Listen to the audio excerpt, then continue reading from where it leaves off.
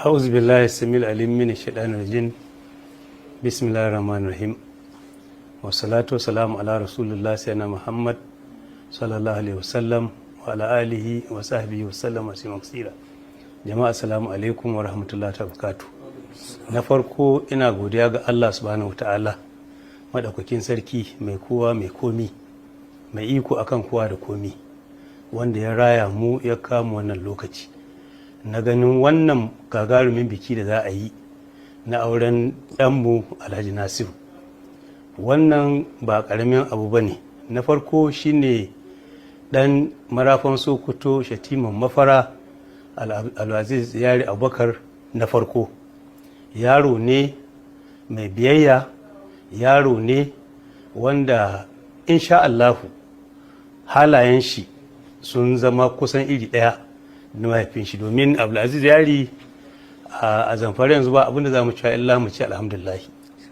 Allah subhanahu ta'ala ya gwada mana cewa shi na Allah ne kuma na al'umma, domin tun da Allah subhanahu ta'ala haɗa mu da shi abinda muke akai ne shine harka addini, kuma har gobe yana nan akanta, kuma Allah subhanahu ta'ala ya ƙarfafa shi da ƙarfin gwiwa rike addini da fata Allah subhanahu ta'ala kamar da ya ce wal aqibatu lil muttaqin, Allah ya sa yana cikin masu takawar da za su ƙare ƙarshen shi ya kyau.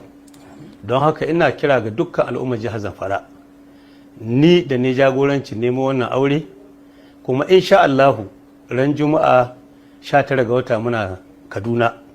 Ina son a ga taron da ba a taɓa gani ba a Kaduna don sadda Allah halicce ta. Da kun kai mana goyon baya aka yi taron yanzu sunan nan 2011 ya zama wani cikin kundin tarihin Zamfara, ba za a manta da shi ba. To muna son a ce wannan ɗaran aure ba taɓa iri ne ba insha Allahu a Kaduna, da fata Allah subhanahu ta'ala zai kawo kowa lafiya, kuma na tabbata in Allah yadda wannan abun haka zai faru, domin shi na Allah ne, al'amarin Allah na Allah ne.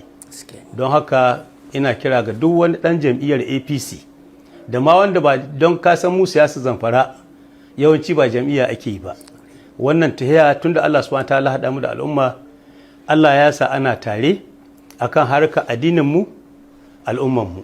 Duk wanda ya gane ne, ya ga Abdulaziz Yari, ya ga minista Matawalle, ya ga Mahmud Aliyu Shinkafi, ya san da an ka hito cewa dukkan mu gurin mu ga cewa al'umma sun ci gaba, addini ya ɗaukaka.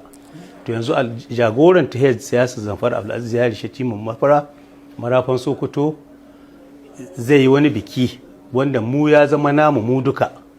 Ina fata duk 'yan Zamfara su yi mana kara a ga cewa layin motoci a Kaduna ba a taɓa ganin iri ne ba, a ga cewa mutane matasa sun zo wanda za a yi kamar taron siyasa.